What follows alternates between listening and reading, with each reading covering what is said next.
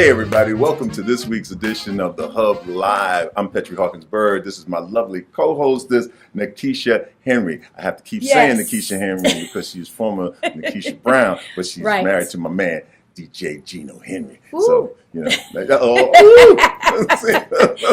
Well, welcome everyone to this week's episode of The Hub Live, and we have some awesome things lined up today, right? We do. I'm excited about that. Got a great guest coming on. Yes, we do. Yeah. But before we get to that, the daytime Emmy winners were announced. Yes, indeed. So there's quite a few to choose from, but one of them that surprised me. Can I just go ahead? Can I just be honest? Yeah.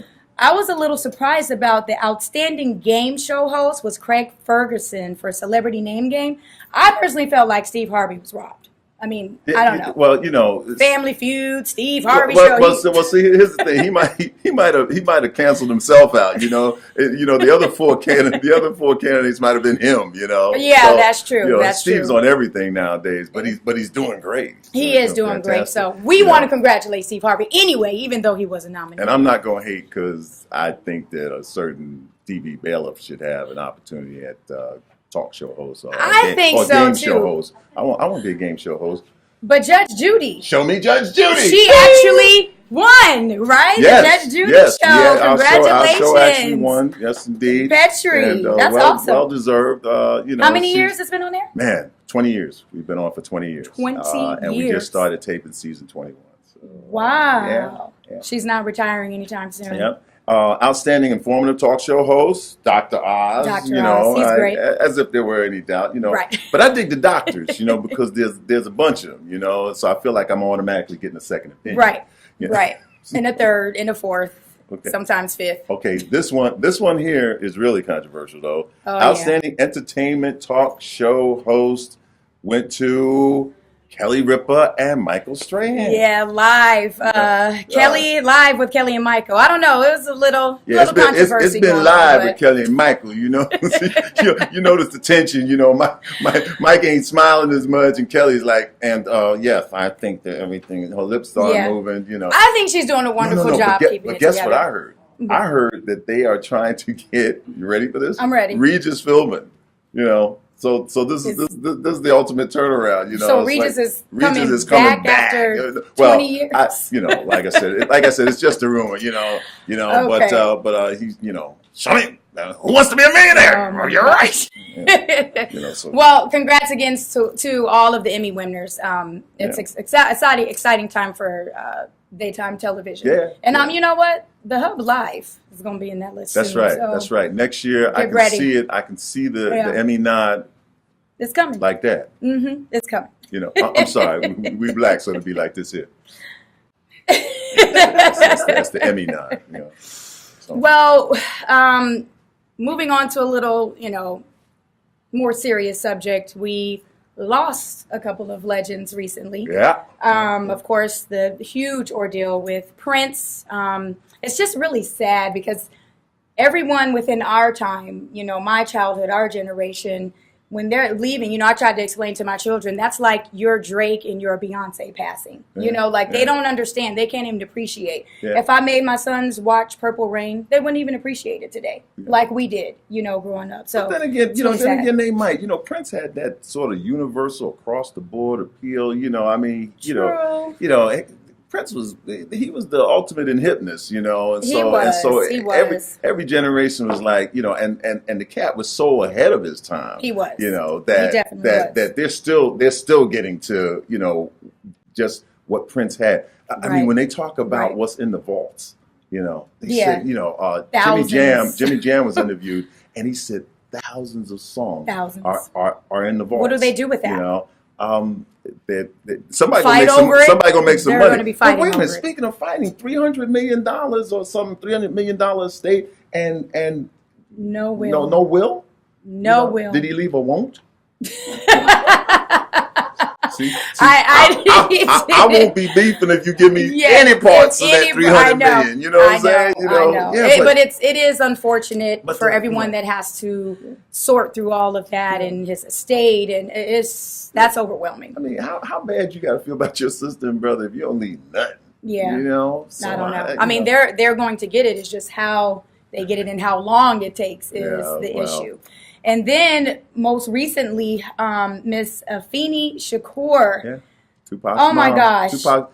Dear mama. I love Tupac. Dear mama. I really love Tupac. Yeah. But, you know, a lot of people just know her as Tupac's mother, but Right. she was actually the American music businesswoman, Yep. a philanthropist, a socialist, Political activist. activist, I yeah. mean, she just, she, Former Black Panther. Yeah. Defended herself. She did. Against, you know, the charges She against did. her, man. Which she is, did. Which is She was an awesome. amazing woman. So Yeah. we just want to say rest in peace, you know, and we have to continue within our communities Yeah. just to, you know, be healthy, get rid of a lot of these disparities that are within our community, and just, you know, we have to have longevity within ourselves because we are great. Yep. We are And great. not to hang on the Prince thing, but I just read something just before I got here that Sinead O'Connor, right? Uh-huh. Nothing compares to you. Right. Yeah, her only hit, Right. right? Only hit, which was a Prince hit, right? Right. And apparently there was a stormy relationship between them or whatever. Has accused, you ready for this? I'm ready. Arsenio Hall of supplying Prince with drugs. You know. Wow. So I just called Arsenio, whom I know, and I said, "Hey, man, I can't cop." No, I'm just kidding. I'm That's just kidding. I'm only terrible. funny. Yeah. But yeah, you know, this is how bizarre it is. It's like, Right. you know, what is that? What is that newspaper? The one that they give you at the hotel all the time. The bright, colorful newspaper. I'm brain farting. Yeah, here. I But don't- anyway, whatever that newspaper is, they have like a Prince countdown. So they're like day 13 of the Prince death. Oh, you know, yeah. it's like, wait a minute, Yeah. the guy is dead. What do you mean day 13 of this? You know, And I But have a every feeling day there's some- everyone's going to try to get in on something, whether it be good or bad. And Everybody Arsenio's wants going to get a piece. lot of phone calls. Yeah. So, anyhow, rest in peace to Prince. Yeah. But we have a very special guest joining us Indeed. today. Indeed. We are excited. She's here with us today. She is the Program Outreach Director Coordinator with Sierra Forever Families. Everyone, please let's give a welcome to Miss Nikki Whitfield. Hi, there she is. Beautiful. Thank you so much for joining us. Nikki. Oh, I'm sorry. really? No, I'm sorry. My whole life. I'm sorry. I It's get just this. I was trying to segue that whole Prince thing That's to okay. you. I forgive you, I think. It's okay. We have to keep him. Did you take your written today? Huh? He didn't. He didn't. I don't I'm think sorry, I he wasn't did. paying attention. Right. So, the Sierra Forever Families, it's a private, nonprofit agency that works extremely hard to make the best possible connections between children and families. Tell us a little bit about Yes, that. Sierra Forever Families has been in business for 33 years locally Oh, in Sacramento. It used to be called Sierra Forever Adoption Agency, Okay. but now we call ourselves a permanency agency because we are not a foster care agency. We work tirelessly, I should say, to get all of the children who are in the foster care system to help them find permanent, safe, and loving homes, because really the foster care system originally was meant to be temporary, Right. and it's become a permanent fix. Right. And most specifically, they hired me in January specifically to deal with the disproportionate amount of African American kids who are in currently foster in the care. foster care and group home system in Sacramento County. Wow. I didn't know. I didn't know what was going on in my own backyard. I consider myself a community chick. I've Right. had great success with HIV and awareness, and I love to shine the light on the subjects that our culture traditionally do not want to talk about. Right. That's what I do. And Right. so I'm great. I'm known for mobilizing our community, and I met the CEO, Bob Hearn, and he's like, if you were going to get this out there, because he thought that maybe we didn't care. And so when I came in Wow. and took a tour, and at the beginning of the tour, he told me stats like 47% of the children in the group home system right now are African American kids. They're not moving. 47%. We're only 11%. Yeah. Blacks are only 11% in Sacramento But we County. represent almost 47%. Oh my gosh. 65, and then all the kids, and that's all ages. But then there are the kids who are emancipating out. Mhm. And the stats are 65% of those 4 years, the girls are all pregnant. Oh my gosh. Over 50% are either in prison, dead, or homeless, or all of the above. Wow. Our kids are literally dying Yeah. underneath literally underneath our noses. Yeah. And I didn't know. I literally, tears started rolling down my face when he's, kind of these stats just rolled off his tongue. Right. And he's like, and I said, well, where are our people? He said, I don't know that they care. And I said, no, if I didn't know, and I'm a community chick, and I feel like I'm in the trenches, and I know what's going on, I guarantee you there are other leaders that don't know. Right. Sure enough, I've been doing it for 4 months, and that's exactly right. So what is the plan to get our community involved and to get them to become more knowledgeable about this dire situation? Great question. So we are leading a community-led initiative. It's unprecedented, called Our Community, Our Children. Mm-hmm. And we are going to, because I'm an out-of-the-box thinker. I kind of do things. I don't go by data or research. I kind of go by what makes sense to me. And sure enough, just like I said, as I'm engaging the community, I'm finding out that some of the pillars of our community, they don't know, because we're a nonprofit town, we're a government town, and everybody's kind of staying in their own world and survival mode and siloed. Right. So it's not that we don't care, we don't know. Mm-hmm. So my thought was, I had great success in building an advisory committee when I was doing HIV/AIDS awareness, but this time, culturally and historically, the African American community is constantly told how we should be doing things. We're being dictated to. Right. So I thought it would be so much more effective if I brought at least 12 people to the table who represent different facets of our community, because we know we're a very rich, we have one person can't just speak for our community so often. So many of us have been the only Black person in the room, and they're like, well, what does the Black community have to say about this? I don't know. Right. I'm one person. I can't speak for everybody. I didn't talk to the Black community. Right. So, I'm bringing everybody, one or two of everybody at the table, people from the faith community, the African American LGBT community. I've got someone from the Sheriff's Department. I've got someone from CPS. Awesome. I've got small business owners. I've got large business owners, nonprofit, but everybody who can come to the table and truly inform us on how we should best engage the community, because they're dealing with the community exactly on a day-to-day basis. And everybody wants to kind of just go to the church. Everybody likes to run to the church, or they want to deal with just one segment of our community, but it literally takes our entire community. Our children are dying, and we're failing, and it literally takes all of us collectively. Everybody can't adopt, everybody can't mentor. Some people can give money, some people can give time, but if we all come together collectively, but even again, going to the community, we're going to host a whole series of community forums. Okay. It's going to be a strategic plan, so that, and the other thing that happens is oftentimes somebody starts a program in the world of nonprofits, and if that person leaves, or if the direction or the mission of the agency changes, falls apart.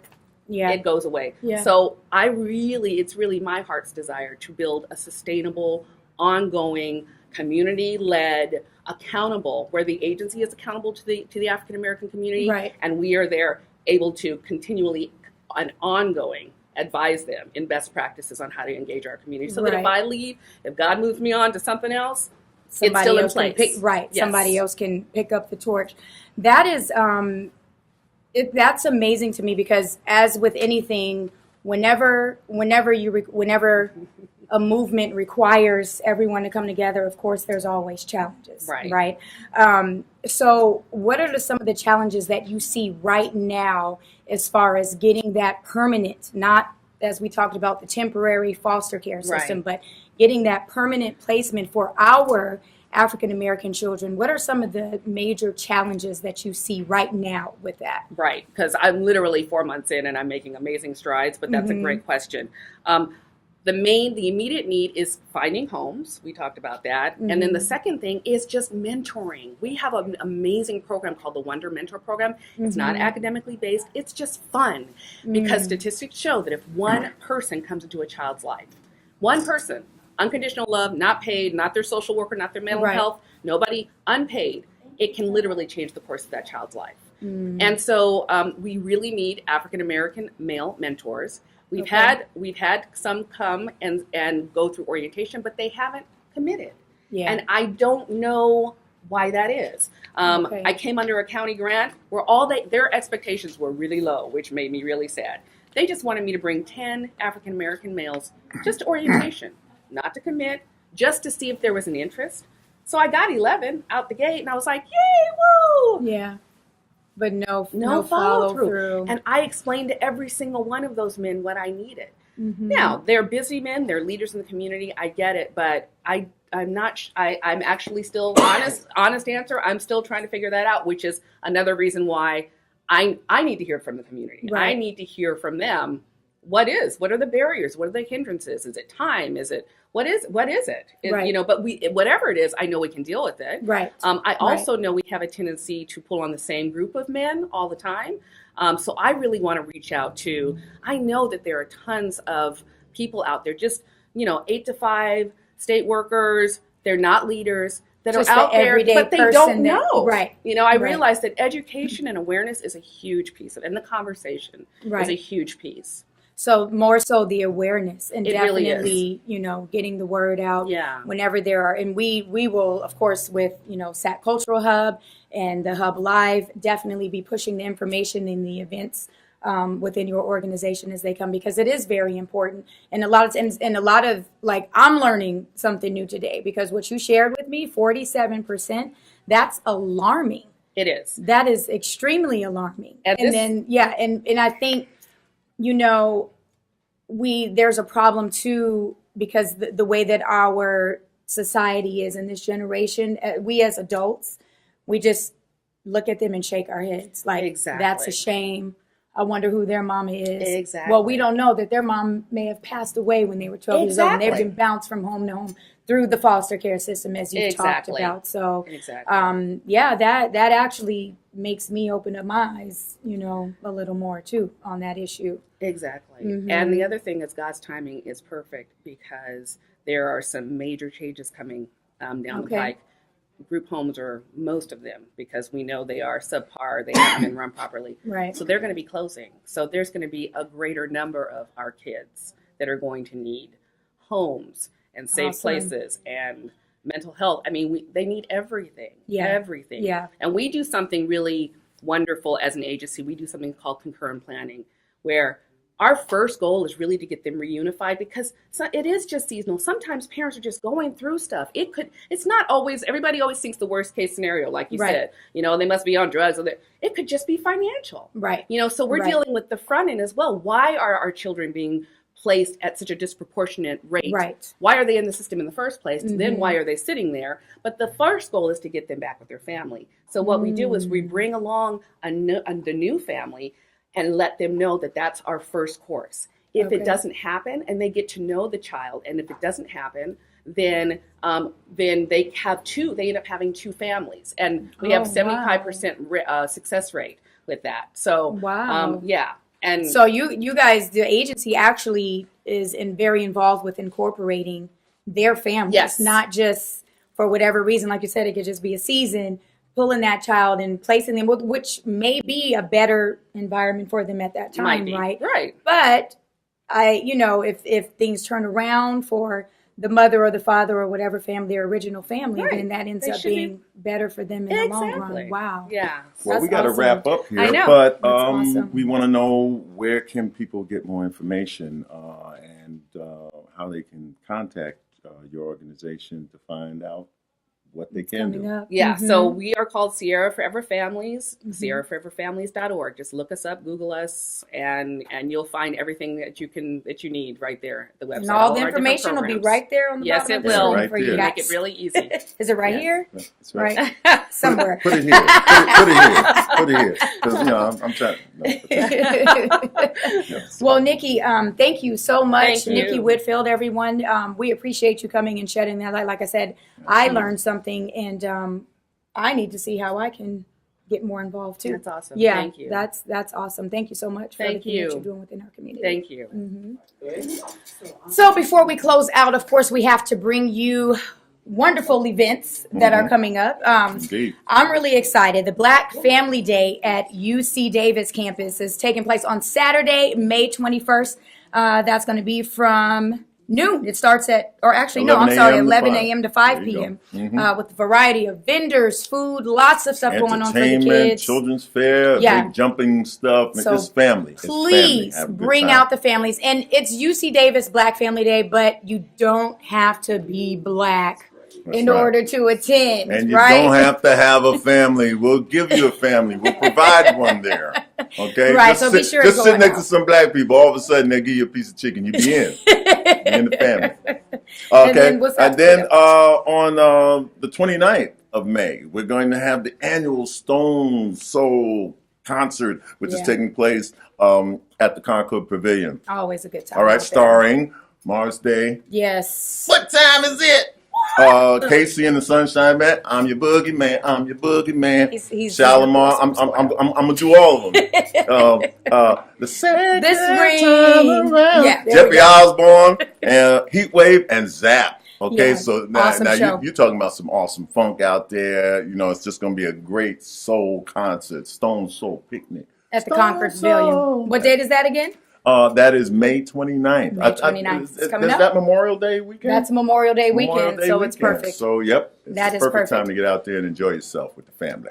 And last but certainly not least, we have to send a huge thank you to everyone, all of the individuals who donated to Sac Cultural Hub Media Foundation for the big day of giving. You gave. Oh my gosh, you gave, you showed up, you showed out for Sac Cultural Hub. And don't think that it's too late to give, okay? Right. I mean, that was the Right. big day, but you can always give because Sac Cultural Hub will always take your money. 365 days a year, That's right. 24 That's hours right. a day. We're the good hands people. Matter of fact, both hands. Yeah, but Put them right here. But we do appreciate all of you and all of your support. Once again, thank you so much for tuning in to another episode of The Hub Live, and we will see you next time. Right. Peace.